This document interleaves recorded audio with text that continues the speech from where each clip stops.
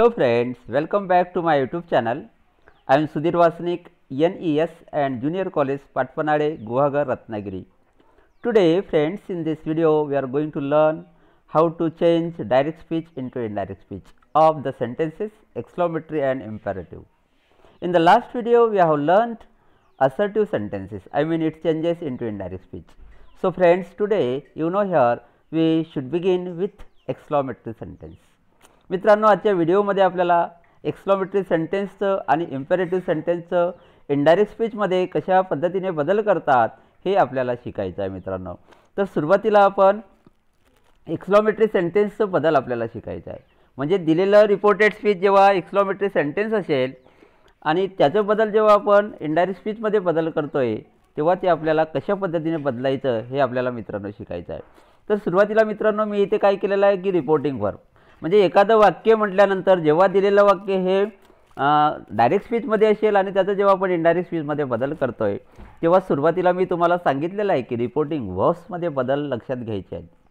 Reporting verbs, त्यानंतर मित्रांनो तिथे आपल्याला कंजंक्शन काय वापरायचं, त्यानंतर सर्वनामामध्ये कसे बदल करायचे, त्यानंतर ॲडवर्ब्समध्ये बदल कसे करायचे हे मित्रांनो आपल्याला लक्षात घ्यायचं आहे.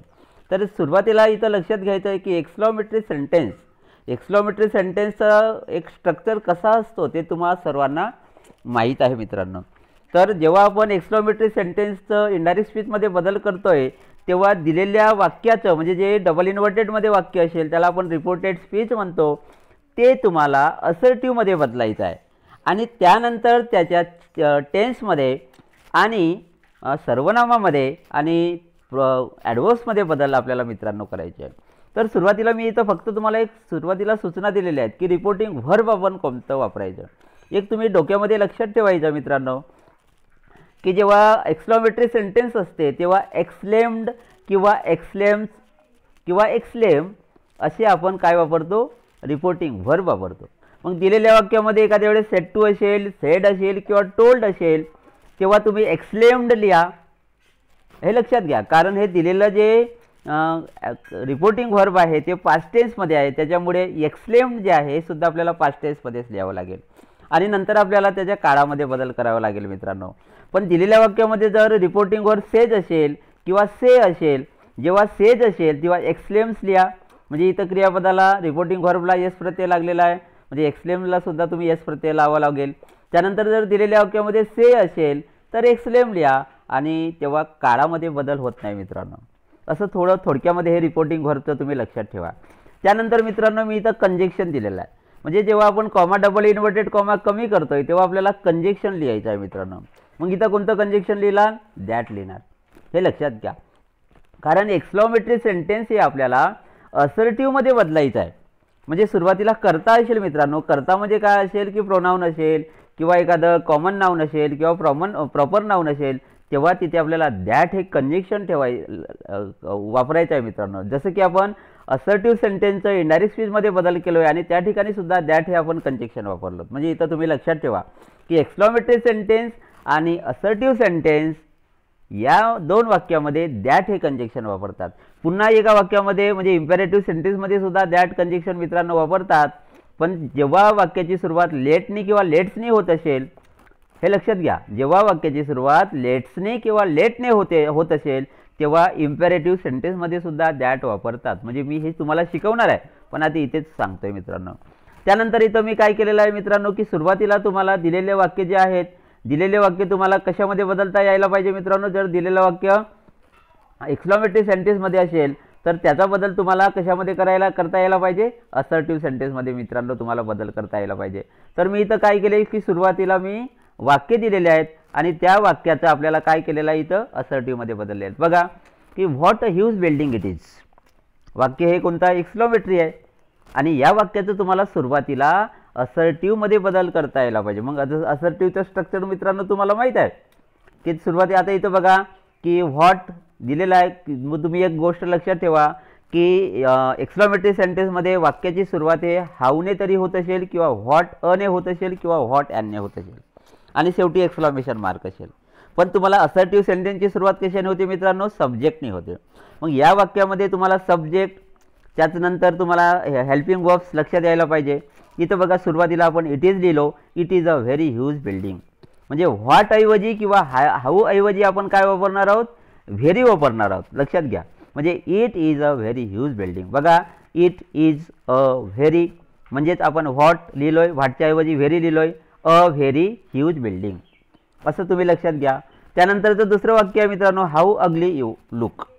म्हणजे या वाक्याची सुरुवात हाऊने केलेली आहे, हे लक्षात घ्या. यामध्ये काय आहे, मेन व्हर्ब आहे, हेल्पिंग व्हर्ब नाही. म्हणजे ह्या वाक्याची सुरुवात आपण यू लुक व्हेरी अगली. बघा म्हणजे हाऊच्या ऐवजी काय वापरलो आपण, व्हेरी वापरलो. You look very ugly.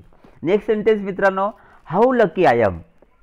The sentence बघा, हाऊ लकी आय एम. हाऊच्या ऐवजी काय वापरणार आहोत आपण, व्हेरी वापरणार आहोत. म्हणजे हे असं होणार, आय एम व्हेरी लकी.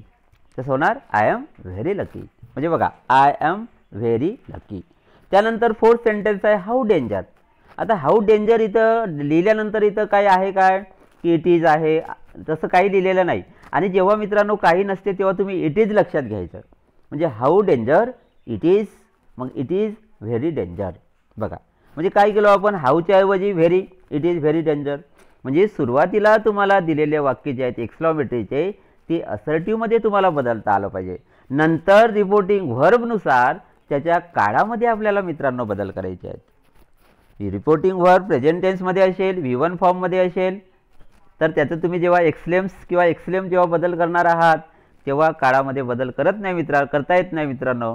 परंतु जेव्हा रिपोर्टिंग व्हर्ब पास्ट टेन्समध्ये असेल, जसं की सेड असेल किंवा सेड टू असेल किंवा टोल्ड असेल, तर काय करायचं मित्रांनो, एक्सलेम्ड. म्हणजे जेव्हा आपण इनडायरेक्ट स्पीचमध्ये बदल करतोय तेव्हा रिपोर्टिंग व्हर्ब कोणतं वापरायचं आहे, तुम्हाला एक्सलेम्ड वापरायचं आहे मित्रांनो. असं तुम्ही थोडक्यात लक्षात घ्या. आता मी काय केलेले मित्रांनो, इथं वाक्य दिलेले आहेत. म्हणजे आता आपण वाक्य बघूया डायरेक्ट. वाक्यामध्ये तुम्हाला लक्षात येईल की he says what a huge building it is. Reporting verb बघता क्षणी तुमच्या लक्षात आलं, रिपोर्टिंग व्हर्ब V1 फॉर्ममध्ये आहे, प्रेझेंट टेन्समध्ये आहे. त्याच्यामुळे काळामध्ये बदल होणार का, नाही होणार. काळामध्ये बदल होणार का, नाही, हे लक्षात घ्या. काळामध्ये बदल होणार नाही. मी पुन्हा सांगतोय मित्रांनो, परंतु एक इथं थोडी चूक झालेली आहे. इथं वॉज लिहिला गेलेला आहे. हे वॉज कसं चुकून लिहिला गेलेला आहे. इथं काय येणार ते बघा. आता आपण वाक्य बघूयात. ही एक्सलेम्स. बघा क्रियापदाला एस प्रत्यय लागलेला आहे, त्याच्यामुळे एक्सलेम्सला आपण एक्स प्रत्यय लावलो. त्यानंतर इथं कंजंक्शन दॅट लिहिलो. त्यानंतर इट इज. इज का बरं, कारण रिपोर्टिंग व्हर्ब प्रेझेंट टेन्समध्ये आहे. प्रेझेंट टेन्समध्ये असल्यामुळे वाक्याच्या काळामध्ये बदल होत नाही. इथं चुकून वॉज लिहिला गेलेला आहे. इथं तुम्ही काय लिहायचं मित्रांनो, इज लिहायचं आहे. त्यानंतर it is a very huge building. म्हणजे बघा दिलेलं वाक्य आपण कशामध्ये बदललोत, असर्टिव्हमध्ये बदललोत. It is a very huge building. झालं, संपलं. He explain that it is a very huge building. Next sentence बघा, he said alas my husband is dead. बघा आता she said alas my husband is dead. आता इथे exclamation mark आहे आणि शेवटी इकडे फुल स्टॉप पण आहे. त्यावेळेस तुम्ही कन्फ्युजन होऊ नका. एखादा शब्द की जो शब्द एक्सक्लेमेशन मार्क वापरून तिथं जर आलेला असेल तर तुम्ही लक्षात घ्यायचं की दिलेलं वाक्य हे एक्सक्लेमेटरी सेंटेन्सच आहे आणि त्याचा आपल्याला बदल करायचा आहे. मग बदल करताना तुम्ही अलास तिथं लिहिणार आहात का, अलास लिहिणार आहात का, तिथं अलास नाही लिहायचं. परंतु अलास हा जो शब्द हा काय दाखवतो, दुःख दाखवतो. म्हणजे ती एक्सलेम्ड, ती सांगते की यू नो ही सी एक्सलेम्ड विथ सॉरो. अगदी दुःखपूर्वक ती सांगते that her husband was dead. आलं लक्षात. म्हणजे अशा पद्धतीने तुम्ही मित्रांनो हे वाक्य लक्षात घ्यायचं आहे. त्यानंतरचं मित्रांनो वाक्य बघा, ही सेड हाऊ डेंजर. यामध्ये सुद्धा सेड आहे. म्हणजे he exclaimed that it was very danger. बघा इट वॉज व्हेरी डेंजर. दिलेल्या वाक्यामध्ये त्या काय असेल, इट इज असेल. ते काय लिहिलो आपण, इट वॉज व्हेरी डेंजर लिहिलो. वॉज का बदललोत, कारण इथं दिलेला जो क्रियापद आहे तो पास्ट टेन्समध्ये आहे, त्याच्यामुळे आपण वॉज इजमध्ये बदल करून वॉज लिहिलोत मित्रांनो. असं थोडं तुम्हाला लक्षात घ्यायचं आहे. त्यानंतर बघा, he said how beautiful you are. बघा he said how beautiful you are. त्याचं काय बदल केलेला आहे, he exclaimed that she was very beautiful. म्हणजे दिलेलं जे रिपोर्टिंग व्हर्ब आहे ते पास्ट टेन्समध्ये आहे. पास्ट टेन्स असल्यामुळे आपण दिलेल्या वाक्याचं पास्ट टेन्समध्ये रूपांतर केलो. म्हणजे दिलेलं वाक्य सिंपल प्रेझेंट टेन्समध्ये आहे. You are very you are very beautiful. ह्या वाक्याचं काय बदल केलं आपण, सी वॉज व्हेरी ब्युटिफुल. म्हणजे असं तुम्ही मित्रांनो थोडक्यामध्ये लक्षात घ्यायचं. त्यानंतर मग मित्रांनो इम्पेरेटिव्ह सेंटेन्स. मग इम्पेरेटिव्ह सेंटेन्स म्हटलं की पटकन तुम्हाला लक्षात आलं पाहिजे की इम्पेरेटिव्ह सेंटेन्सची सुरुवात कशाने होते मित्रांनो, सांगा कशाने होते? क्रियापदाच्या पहिल्या रूपाने होते. Very good. त्यानंतर कशाने होते? लेट्सने होते. त्यानंतर कशाने होते सुरुवात? लेटने होते. त्यानंतर कशाने होते? डोंटने होते. बघा, म्हणजे एखादी नकारात्मक क्रिया कोणीतरी तुम्हाला सांगतो की करू नका, तिकडे जाऊ नका, हे लक्षात घ्या. तिकडे जाऊ नका, चोरी करू नका, खोटे बोलू नका, ह्या ज्या सूचना आहेत ह्या सूचना इम्पेरेटिव्ह सेंटेन्सच्या आहेत मित्रांनो, आज्ञार्थी वाक्य आहेत मित्रांनो. मग असं एखाद्या वेळेस मी विद्यार्थ्यांना जेव्हा विचारतोय की इम्पेरेटिव्ह सेंटेन्स म्हणजे काय, विद्यार्थी सांगतात की सर ज्या वाक्याची सुरुवात क्रियापदाच्या पहिल्या रूपाने होते त्याला इम्पेरेटिव्ह सेंटेन्स म्हणतात. ठीक आहे, हे पण बरोबर आहे, बरोबरच आहे नाही, ते बरोबरच आहे. पण तुम्ही इथं मी दिलेले आहेत बघा मित्रांनो की इम्पेरेटिव्ह सेंटेन्सची सुरुवात हे V1 फॉर्मने पण होत असते, डोंटने पण होत असते आणि लेट्स किंवा लेट असने सुद्धा होते. आता इथं थोडी मित्रांनो मिस्टेक आहे, मिस्टेक जरा दुरुस्त करून घ्या. इथं लेट्स आहे ना, लेट्स लिहिताना इथं अपॉस्ट्रोफी करा आणि इथं हे अस नका लिहू, फक्त लेट्स आणि लेट असं तुम्ही लक्षात घ्या. ठीक आहे, म्हणजे आपण लक्षात घेताना की हे जे इम्पेरेटिव्ह सेंटेन्स आहे, इम्पेरेटिव्ह सेंटेन्स आपण हे 3 प्रकारे शिकणार आहोत. 3 प्रकारचे वाक्य आपण मित्रांनो शिकणार आहोत. कोणकोणत्या प्रकारचे? ज्या वाक्याची सुरुवात V1 ने असेल एक प्रकार झाला, डोंटने असेल दुसरा प्रकार, लेट्सने असेल तिसरा प्रकार आणि लेटने असेल चौथा प्रकार. असे 4 प्रकार आपण मित्रांनो शिकणार आहोत. मग हे जेव्हा आपण बदलतो तेव्हा कंजक्शन काय लिहायचं इथं मी सुरुवातीला दिलेलं आहे, ते तुम्ही नोट डाऊन करून घ्या तुमच्या वहीमध्ये की जेव्हा वाक्याची सुरुवात V1 ने झालेली असेल, काय, जेव्हा वाक्याची सुरुवात V1 ने झालेली असेल तेव्हा कंजक्शन तुम्ही काय लिहिणार, तिथे टू लिहिणार. ठीक आहे. त्यानंतर जर वाक्याची सुरुवात डोंटने होत असेल, कशाने? डोंटने होत असेल तर तिथे काय लिहिणार, डोंटचा बदल काय करणार तुम्ही, नॉट टू करणार, म्हणजेच कंजक्शन, नॉट लिहून कंजक्शन लिहायचं आहे. ठीक आहे. त्यानंतर जर वाक्याची सुरुवात लेट्सने किंवा लेटने जर होत असेल, इथं बघा, जर वाक्याची सुरुवात लेट्सने किंवा लेटने होत असेल तेव्हा कंजक्शन तुम्ही काय लिहिणार, दॅट लिहिणार. हे खूप माइंडमध्ये ठेवायचं आहे मित्रांनो तुम्हाला. ठीक आहे. त्यानंतर बघा की आता हेल्पिंग वर्ब्स कोणते लिहायचे. आता इम्पेरेटिव्ह सेंटेन्स म्हटलं की पटकन तुमच्या लक्षात आलं पाहिजे, आज्ञा असते, सूचना असते, विनंती असते, आदेश असते. म्हणजे इम्पेरेटिव्ह सेंटेन्स म्हटल्यानंतर मग कोणकोणते रिपोर्टिंग वर्ब लक्षात ठेवायचे तुम्ही, जसं की मी इथं सांगितलं बघा, रिक्वेस्टेड म्हटलं, ऑर्डर्ड म्हटलं, कमांडेड म्हटलं, वॉर्ड म्हटलं, सजेस्टेड म्हटलं किंवा टोल्ड पण तुम्ही लक्षात ठेवा. म्हणजे दिलेल्या डायरेक्ट स्पीचमध्ये जर रिपोर्टिंग वर्ब सेट किंवा सेट टू असेल तर यापैकी त्या रिपोर्टेड स्पीचवरून तुम्हाला लिहायचं आहे की रिपोर्टेड स्पीच नेमकं कोणी बोललेलं आहे. मग ते रिक्वेस्ट आहे की ऑर्डर आहे की वॉर्निंग आहे की सजेशन आहे ते तुम्हाला लक्षात आलं पाहिजे. सजेशन असेल तर सजेस्टेड लिहा, हे लक्षात घ्या. एखादी वॉर्निंग असेल तर वॉर्न लिहा, आदेश असेल तर ऑर्डर असेल तर ऑर्डर लिहा, एखादी रिक्वेस्टवर असेल सूचना तर रिक्वेस्टेड लिहा, सेट किंवा सेट टू रिपोर्टिंग वर्ब आला तर. परंतु वाक्यामध्ये जर येस किंवा सेस टू येत असेल तर काय करायचं, हे जे रिपोर्टिंग वर्ब आहेत ह्या रिपोर्टिंग वर्बला येस किंवा येस प्रत्यय लावा, म्हणजेच ते प्रेझेंट टेन्समध्ये आपल्याला लिहावं लागेल. बरोबर आहे. त्यानंतर से किंवा से टू असेल तर विदाऊट सफिक्स लिहा, म्हणजे हे रिपोर्टिंग वर्बचं थोडक्यामध्ये लिहा असं तुम्हाला लक्षात ठेवायचं आहे. त्यानंतर काळामध्ये बदल मी तुम्हाला सांगितलं, रिपोर्टिंग वर्ब जर पास्ट टेन्समध्ये असेल तर काळामध्ये बदल करा, प्रेझेंट टेन्समध्ये असेल तर काळात बदल नका करू, असं तुम्हाला नेहमी मी तेच सांगत आहे मित्रांनो, ते तुम्ही लक्षात ठेवायचं. त्यानंतर बघा वाक्य, आता ह्या वाक्याची सुरुवात, आता बघा, आता इथं थोडं सेंटेन्सेस बिगिन विथ V1, इथं काय लक्षात ठेवायचं तुम्ही, V1. म्हणजे वाक्याची सुरुवात क्रियापदाच्या पहिल्या रूपाने जेव्हा होत असेल तेव्हा अशा वाक्याचं आपल्याला काय करायचं आहे, इनडायरेक्ट स्पीचमध्ये बदल करायचा आहे. पहिलं वाक्य आहे the officer said to the servant. आता बघा, ऑफिसर आहे आणि सर्वंट आहे, म्हणजे ते काय असेल, तो आदेश देईल ना सर्वंटला. त्याच्यामुळे तुम्हाला इथं पटकन लक्षात आलं पाहिजे की दिलेलं जे वाक्य आहे म्हणजे रिपोर्टेड जे स्पीच आहे डबल इन्व्हर्टेडमध्ये जे वाक्य आहे ते काय असेल, ऑर्डर असेल. मग आता दिलं बघा, सेड टू आहे, सेड आहे, सेड म्हणजे इथं जे रिपोर्टिंग वर्ब आहे पास्ट टेन्समध्ये आहे, मग त्याचा बदल काय होणार, ordered. The officer ordered the servant to get the report. आता बघा मी तुम्हाला सुरुवातीला सांगितलं की जेव्हा वाक्याची सुरुवात ही क्रियापदाच्या पहिल्या रूपाने होत असेल तर तुम्ही तिथं कंजंक्शन काय लिहिणार, टू लिहिणार. बघा टू गेट द रिपोर्ट किती सोपं आहे. त्यानंतरचं सेंटेन्स बघा, I said to Kashyap close the door please. आता बघा आता इथं तर प्लीज आहे, प्लीज असल्यामुळे काय असेल ती रिक्वेस्ट असेल. म्हणजे एखादा व्यक्तीला जेव्हा प्लीज म्हणतोय तेव्हा तो काय करतो, त्याला विनंती करतो. मग मी कश्यपला विनंती केलो कशासाठी की बाळा दरवाजा बंद कर. म्हणजे I said to Kashyap close the door please. मग जेव्हा आपण हे जे वाक्य इनडायरेक्ट स्पीचमध्ये बदलतोय तेव्हा तिथं प्लीज लिहिणार का, नाही, प्लीज लिहायचं नाही. I requested Kashyap to close the door. बघा I requested Kashyap to close the door. Next sentence बघा, Mr Patil said boys come in. आता Mr Patil said boys come in. आता मुलांना काय म्हणतोय की आत या, म्हणजे सूचना देतोय की समजा मुलं खेळत असतील वर्गाच्या बाहेर ग्राउंडवर असतील मुलं, तर मिस्टर पाटील सर जे आहेत ते काय करतात, मुलांना आत या असं काय करतात, सजेस्ट करतात, सूचना करतात. म्हणजे सजेशन आहे, कम इन, गो आउट, ह्या काही सजेशन आहेत मित्रांनो. मग मी इथं Mr Patil suggested boys to come in.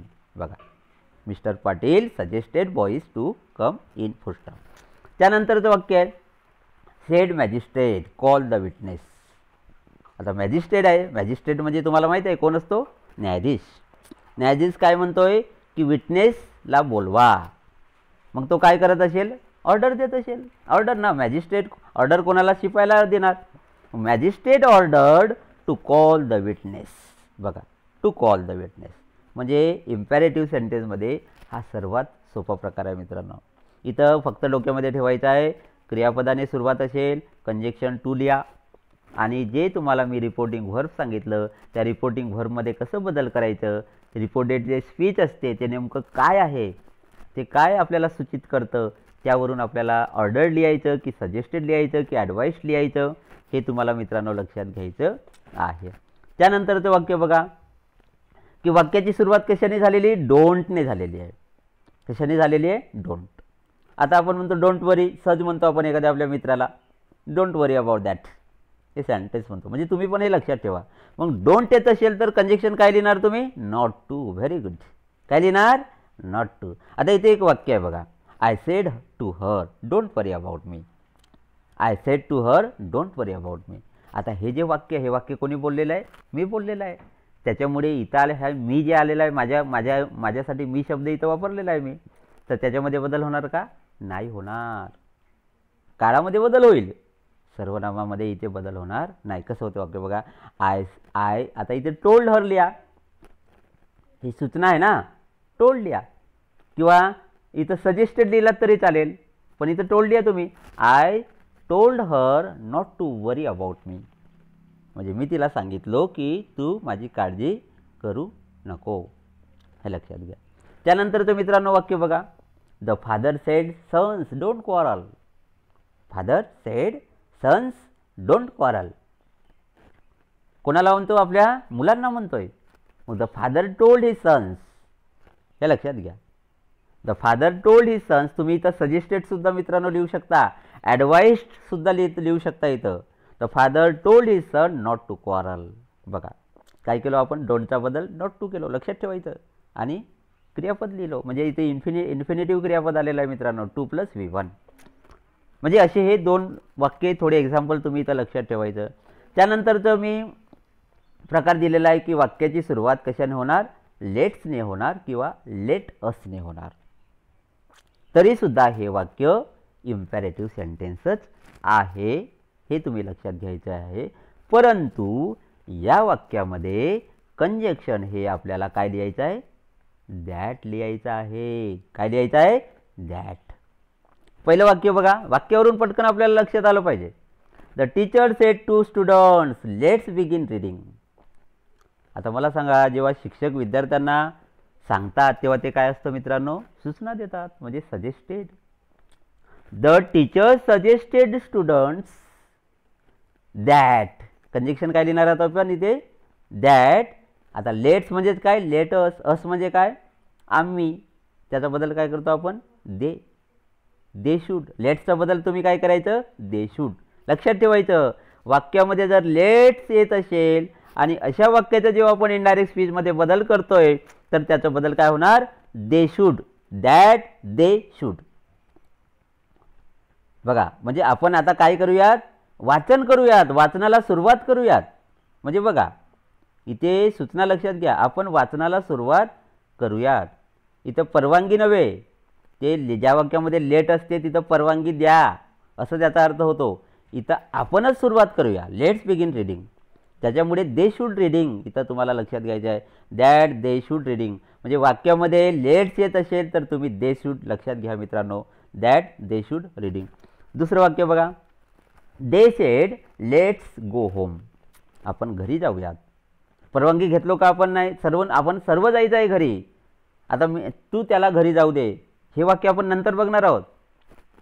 हे लक्षात घ्या की जेव्हा वाक्याची सुरुवात लेटने असेल, लेट जेव्हा वाक्याची सुरुवात होते तेव्हा ते परवानगी मागण्यासाठी मित्रांनो त्याचा उपयोग करतात. मग they said let's us go, they suggested that they should go home. त्यांनी सजेस्ट केले सर्वांना की आपण आता घरी जायला पाहिजे, लक्षात घ्या. तिसरं वाक्य बघा, she said let's begin writing now. ते पण तसंच आहे, she suggested that they should begin writing then. नावचा बदल काय केलो आपण इथे, देन केलो. म्हणजे अशा पद्धतीने तुम्ही जेव्हा वाक्यामध्ये लेट्स असेल तेव्हा वाक्यामध्ये असं तुम्हाला बदल लक्षात घ्यायचं आहे मित्रांनो. त्यानंतर बघा वाक्याची सुरुवात लेटने. इथं मी काही एक्झाम्पल्स मित्रांनो दिलेले आहेत तुम्हाला. He said to her let the stranger go away. आता बघा म्हणजे तो तिला म्हणतोय, त्याने तिला बोलला आहे किंवा तो तिला म्हणाला काय की त्या स्ट्रेंजरला दूर जाऊ दे. म्हणजे त्या स्ट्रेंजरला तू परवानगी दे दूर जाण्याची. इथं काय परवानगी आहे. आम्ही दूर जाऊया असं म्हटलं का त्याने, नाही, लेट. म्हणजे इथं तुम्हाला सुरुवात घ्यायचं आहे की लेट मी प्ले नाऊ असं म्हणतोय आपण. एखादी लेट मला खेळायला परवानगी द्या, let me play, let me go, let me read, let me learn, let me teach. असं जेव्हा आपण बोलतोय तेव्हा आपण कोणाची तरी परवानगी घेतो. मग इथं तो तिला म्हणाला, he said to her let the stranger go away. मग या वाक्याचं काय, आता ॲक्च्युली त्याने तिला सजेस्ट केले. म्हणजेच हे जे डबल इन्व्हर्टेड मध्ये वाक्य आहे ते सजेस्टेड. म्हणजे जेव्हा असं वाक्य तुम्ही सजेस्टेड लिहायचं मित्रांनो, वाक्याची सुरुवात लेट्सने होऊ द्या किंवा लेटने होऊ द्या, रिपोर्टिंगवर तुम्ही काय लिहायचं, सजेस्टेड लिहायचं. काय लिहायचं, सजेस्टेड. मग इथं काय होणार, he suggested her that she let the stranger go away. बघा म्हणजे त्याने तिला सजेस्ट केले की तू त्याला दूर जाऊ दे. I mean she let the stranger go away. काय म्हणायचं आपल्याला, she let the stranger go away म्हणायचं आहे, लक्षात घ्या. म्हणजे काय केलं आपण आता इथे, सर मग तुम्ही म्हणाल की सी कुठून आणलेला आहे. ॲक्च्युली आता तो तिला सजेस्ट करतो ना, त्याच्यामुळे हरच्या ऐवजी आपण तिथे सी लिहिलोत. काय लिहिलोत, सी. आता इथे ही मस्त तर इथं काय आलं असतं, ही आलेलं असतं मित्रांनो, बरोबर आहे. मग he suggested her that she let the stranger go away.